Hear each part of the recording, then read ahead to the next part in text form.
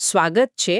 આજે આપણી પાસે એક એવો પ્રશ્ન છે જે ધર્મશાસ્ત્રના ખૂબ ઊંડાણમાં લઈ જાય છે. હા. પ્રાયશ્ચિત એટલે કે પાપોની સંપૂર્ણ શુદ્ધિ એ આખરે ક્યારે પૂર્ણ થાય છે? અને આ કોઈ એક દિવસની ઘટના નથી, ખરું ને? બિલકુલ નહીં. આપણા સ્રોતો જે ચિત્ર રજૂ કરે છે એ પ્રમાણે આ તો એક આખી પ્રક્રિયા છે, એક જટિલ પ્રક્રિયા. બરાબર કહ્યું.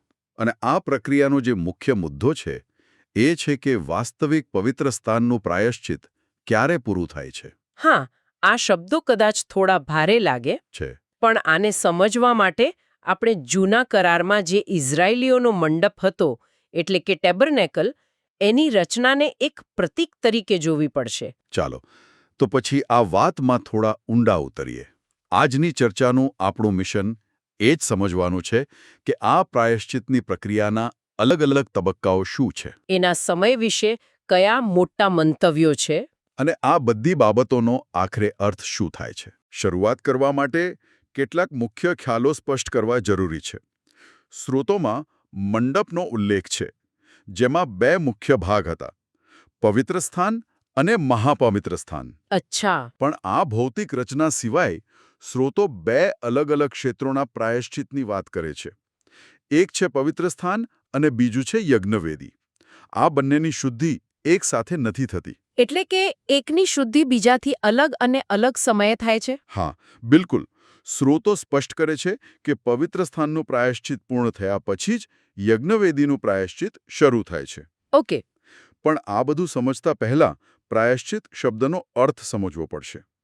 એટલે આ લખાણો અનુસાર એનો અર્થ માત્ર પાપોની માફી નથી. તો શું છે? એના બે મોટા ભાગ છે. કયા બે ભાગ? પહેલો ભાગ છે જે ન્યાયી જીવો છે, જેમ કે દૂતો અને વિશ્વાસીઓ. તેમનામાંથી પાપ કરવાની સંભાવનાનો જ જડમૂળથી નાશ કરવો. સંભાવનાનો જ નાશ કરવો. હા, આને સ્વતંત્ર ઈચ્છાની પરિપૂર્ણતા કહેવાય છે. અને બીજો ભાગ છે જે પાપીઓએ પસ્તાવો કરવાનો ઇનકાર કર્યો છે, તેમનો ન્યાય કરવો. વાહ, આ તો ખૂબ જ ગહન વિચાર છે. એટલે આ એક કોસ્મિક રીસેટ જેવું થયું. બરાબર. ફક્ત માફી નહીં, પણ સિસ્ટમને સંપૂર્ણપણે શુદ્ધ કરવાની વાત છે. બિલકુલ. હવે વાત ખરેખર રસપ્રદ બને છે. સ્રોતોમાં વાસ્તવિક પવિત્ર સ્થાન અને યજ્ઞવેદી હાદેસ જેવા શબ્દોનો ઉપયોગ થયો છે. આ શું છે? એને સરળ ભાષામાં કેવી રીતે સમજી શકાય? આને સમજવા માટે એક મોટી કંપનીનું ઉદાહરણ લઈએ. વાસ્તવિક પવિત્ર સ્થાન એ કંપનીની હેડ ઓફિસ જેવું છે. એટલે કે સ્વર્ગીય ક્ષેત્ર. હા, જ્યાં બધું વ્યવસ્થિત છે, નિયમોનું પાલન થાય છે. જ્યારે યજ્ઞવેદી હાદેસ એ પૃથ્વી પરની ફેક્ટરી જેવું છે. આપણો પાર્થિવ ક્ષેત્ર. જ્યાં બધી ગડબડ, પાપ અને સમસ્યાઓ થાય છે. એક્ઝેક્ટલી. તો મુખ્ય પ્રશ્ન એ છે કે શું હેડ ઓફિસ પોતાને સંપૂર્ણપણે શુદ્ધ જાહેર કરી શકે જ્યારે એની ફેક્ટરીમાં હજુ પણ આગ લાગેલી હોય? ખૂબ સરસ ઉદાહરણ. એટલે કે ફેક્ટરીની સમસ્યા હેડ ઓફિસના રેકોર્ડને પણ અસર કરે છે. તો મુખ્ય પ્રશ્ન પર પાછા આવીએ. આ સ્વર્ગીય હેડ ઓફિસ એટલે કે વાસ્તવિક પવિત્ર સ્થાનનું પ્રાયશ્ચિત ક્યારે પૂર્ણ થાય છે? જો સ્રોતો આના પર લગભગ 5 અલગ અલગ શક્યતાઓ રજૂ કરે છે. 5? હા, 5 સંભવિત સમયબિંદુઓ. પહેલું, જ્યારે પ્રથમ પુનરુત્થાન થાય. બીજું, જ્યારે 7 વિપત્તિઓ પૂરી થાય. ત્રીજું, જ્યારે પ્રભુ ઈસુ પશુની સેનાનો ન્યાય કરે. ચોથું, જ્યારે શેતાનને અગાધ ઊંડાણમાં કેદ કરવામાં આવે. અને પાંચમું? અને પાંચમું, જ્યારે મૃત્યુ અને હાદેસને અગ્નિની ખાઈમાં ફેંકી દેવામાં આવે. ઓકે, આ 5 વિકલ્પો છે. પણ લેખક તો મુખ્યત્વે પહેલા 2 પર જ ધ્યાન કેન્દ્રિત કરે છે, ખરું ને? સાચું છે. લેખક મુખ્યત્વે પહેલા 2 મંતવ્યો પર જ ઊંડાણપૂર્વક ચર્ચા કરે છે. કદાચ કારણ કે બાકીના 3 કોઈક રીતે આ 2 મોટા વિચારોના જ ભાગ છે. તો ચાલો આપણે પણ ત્યાં જ ઊંડા ઉતરીએ. પહેલો મંતવ્ય શું છે? પહેલો મંતવ્ય એ છે કે પ્રાયશ્ચિત પ્રથમ પુનરુત્થાન પર જ પૂર્ણ થઈ જાય છે. અને આની પાછળનો તર્ક શું છે? આ દૃષ્ટિકોણ મુજબ પ્રથમ પુનરુત્થાન એ વાતની જીવંત સાબિતી છે કે ઈશ્વરની આજ્ઞાઓ સાચી અને ન્યાયી છે. અને મનુષ્ય તેનું પાલન કરી શકે છે. હા. અને આ જોઈને સ્વર્ગીય દૂતોની સ્વતંત્ર ઈચ્છા પરિપૂર્ણ થાય છે. તેઓ સમજી જાય છે કે ઈશ્વરનો માર્ગ જ સાચો છે. એટલે હેડ ઓફિસ સંપૂર્ણપણે શુદ્ધ થઈ ગઈ. એટલે આ મંતવ્ય અનુસાર વાસ્તવિક પવિત્ર સ્થાનનો પ્રાયશ્ચિત ત્યાં જ પૂર્ણ. બરાબર. તો પછી 7 વિપત્તિઓનું શું? જો હેડ ઓફિસ શુદ્ધ થઈ ગઈ તો પછી આ વિપત્તિઓ શા માટે? આ મંતવ્ય પ્રમાણે 7 વિપત્તિઓ હેડ ઓફિસ એટલે કે પવિત્ર સ્થાન માટે નથી. પણ ફેક્ટરી માટે છે. હા, એ ફેક્ટરી એટલે કે હાદેસના પ્રાયશ્ચિત માટે છે. તે પૃથ્વી પરના પાપીઓના ન્યાયની શરૂઆત છે, સ્વર્ગીય શુદ્ધિનો ભાગ નહીં. ઓકે, આ એક સ્પષ્ટ દૃષ્ટિકોણ છે. હવે બીજો મંતવ્ય જેનું સ્રોતના લેખક પોતે સમર્થન કરે છે તે શું કહે છે? બીજો દૃષ્ટિકોણ જે વધુ જટિલ છે તે કહે છે કે 7 વિપત્તિઓ વાસ્તવિક પવિત્ર સ્થાનના પ્રાયશ્ચિતનો જ એક ભાગ છે, તેની સમાપ્તિ છે. અચ્છા. આના સમર્થનમાં લેખક શાસ્ત્રવચનનો હવાલો આપે છે.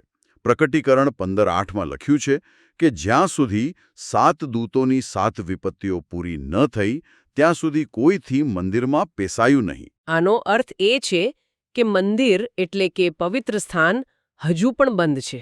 હા, તેની શુદ્ધિકરણ પ્રક્રિયા હજુ ચાલુ છે. તેથી આ મંતવ્ય મુજબ પ્રાયશ્ચિત પ્રથમ પુનરુત્થાનથી શરૂ થાય છે અને 7 વિપત્તિઓ સાથે સમાપ્ત થાય છે. આ તો ખરેખર મગજને હલાવી દે તેવો વિચાર છે. આનો અર્થ તો એ થયો કે સ્વર્ગની સંપૂર્ણ શુદ્ધિ માટે પૃથ્વી પર ન્યાય થવો જરૂરી છે. બરાબર. અને આ બહુ મોટી વાત છે. એટલે સ્વર્ગીય અને પાર્થિવ ઘટનાઓ એકબીજા સાથે એટલી ગાઢ રીતે જોડાયેલી છે કે એકબીજા વગર અધૂરી છે. એક્ઝેક્ટલી. જ્યાં સુધી પૃથ્વી પરની ફેક્ટરીમાં પાપનો હિસાબ કિતાબ પૂરો ન થાય ત્યાં સુધી સ્વર્ગીય હેડ ઓફિસ પણ પોતાને સંપૂર્ણપણે શુદ્ધ જાહેર નથી કરી શકતી. ઓકે, તો હવે આપણી પાસે આ બે મોટા મંતવ્યો છે. એક કહે છે કે સ્વર્ગનું કામ પૂરું થઈ ગયું છે અને બીજો કહે છે કે ના, પૃથ્વીનો હિસાબ બાકી છે. આનાથી મને એ પ્રશ્ન થાય છે કે આ પ્રક્રિયામાં કોણ કોણ સામેલ છે? હા, આ પણ એક ખૂબ જ રસપ્રદ વર્ગીકરણ છે. સ્ત્રોતો એ લોકોને 3 પ્રકારમાં વહેંચે છે જેમના પાપ પ્રભુ ઈસુના રક્તથી ઢંકાયેલા છે. કયા 3 પ્રકાર? પહેલો પ્રકાર છે ન્યાયીઓ. ન્યાયીઓ એટલે કોણ? આ એ લોકો છે જેમણે પોતાના ફળો એટલે કે તેમના જીવન અને કાર્યો દ્વારા પોતાની શ્રદ્ધાની સચ્ચાઈ સાબિત કરી છે. એટલે શ્રદ્ધા અને કર્મ અહીં સાથે ચાલે છે. હા, સ્રોત સ્પષ્ટ કરે છે કે આ સારા કાર્યો પવિત્ર આત્માની કૃપાથી આવે છે, પણ એ કૃપા મેળવવા માટે વ્યક્તિએ ઈશ્વરની આજ્ઞાનું પાલન કરવાનું સભાનપણે પસંદ કરવું પડે છે. અને બીજો પ્રકાર દેખીતી રીતે એનાથી વિપરીત હશે? હા, બીજો પ્રકાર દુષ્ટો છે. આ એ લોકો છે જેઓ મોઢેથી તો વિશ્વાસનો દાવો કરે છે પણ તેમના કાર્યોથી તેનો ઇનકાર કરે છે.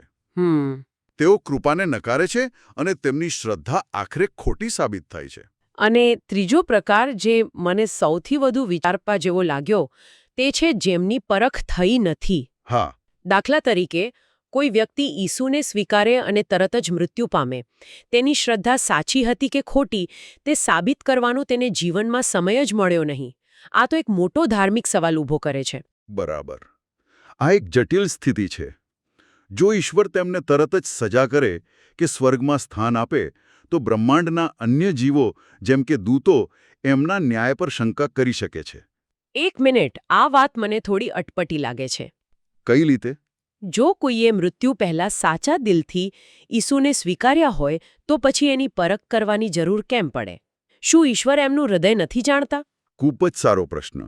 અને સ્રોતોનો જવાબ એ છે કે ઈશ્વર ચોક્કસપણે એમનું હૃદય જાણે છે, પણ આ પરખ ઈશ્વર માટે નથી. તો કોના માટે છે? એ બાકીના બ્રહ્માંડ માટે છે. ઈશ્વરનો ન્યાય ફક્ત ન્યાયી હોવો પૂરતો નથી, પણ તે બ્રહ્માંડના દરેક જીવને ન્યાયી દેખાવો પણ જોઈએ. અચ્છા, પારદર્શિતા માટે. હા. તેથી સ્રોત સૂચવે છે કે અંતિમ સમયે કોઈક રીતે ઈશ્વર તેમના હૃદયની વાસ્તવિકતાને પ્રગટ કરશે, જેથી કોઈ શંકા ન રહે. આ સ્પષ્ટતા માટે આભાર. આ બતાવે છે કે આ પ્રક્રિયા કેટલી પારદર્શક છે. તો આ બધી બાબતોનો અંત કેવી રીતે આવે છે? સ્રોતો અંતિમ ન્યાયની એક ચોક્કસ ક્રમબદ્ધ પ્રક્રિયાનું વર્ણન કરે છે. હા, લેખક તેને એક 8 પગલાંની પ્રક્રિયા તરીકે રજૂ કરે છે. પહેલું પગલું છે 7 વિપત્તિઓ. બીજું, પ્રભુ ઈશુનું પૃથ્વી પર આગમન. ત્રીજું પગલું, જે ઘણું નાટકીય છે, તે છે પ્રથમ આકાશ અને પ્રથમ પૃથ્વીનું અગ્નિથી વિસર્જન થવું.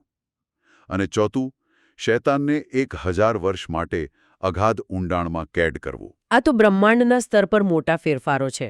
આ શરૂઆતના 4 પગલાં પછી શું થાય છે? 1000 વર્ષ પછી 5મું પગલું આવે છે. નવા યરુશાલેમને ઘેરી લેનારા દુષ્ટોનો અગ્નિથી નાશ. 6. શૈતાનને કાયમ માટે અગ્નિની ખાઈમાં ફેંકવામાં આવે છે. અને દુષ્ટોનું શું? 7. દુષ્ટોને પુનર્જીવિત કરીને અગ્નિની ખાઈમાં ફેંકવામાં આવે છે. અને 8મું અને અંતિમ પગલું, મૃત્યુ અને હાદેસને પણ અગ્નિની ખાઈમાં ફેંકી દેવામાં આવે છે. જે પાપના અંતિમ નાશનું પ્રતીક છે. અહીં એક મહત્વનો તફાવત છે જેના પર સ્રોત વારંવાર ભાર મૂકે છે.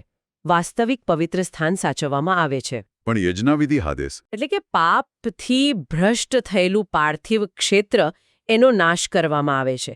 હેડ ઓફિસ બચી જાય છે પણ ફેક્ટરીનો નાશ થાય છે. બિલકુલ. અને અહીં એક વિગત છે જે ખૂબ જ ગંભીર છે.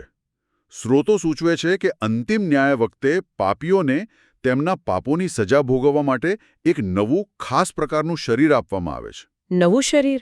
હા, આ શરીર એવું હોય છે જે અગ્નિમાં બળે છે પણ તરત જ નાશ પામતું નથી. આ સાંભળવામાં ખૂબ જ ગંભીર અને ભયાનક લાગે છે. આનો હેતુ શું છે? હેતુ એ છે કે તેઓ તેમના કર્મોની સંપૂર્ણ કિંમત ચૂકવી શકે. આ કોઈ અનંતકાળની પીડા નથી. પણ એમના પાપોના પ્રમાણમાં સજા છે. હા, જ્યારે તેઓ એ કિંમત ચૂકવી દે છે ત્યારે એવું અનુમાન છે કે તેઓનો તેમના પાપ સાથે જ સંપૂર્ણ નાશ થઈ જશે. તો આટલી ઊંડી અને જટિલ ચર્ચા પછી આપણે આ બધાનો સાર શું કાઢી શકીએ?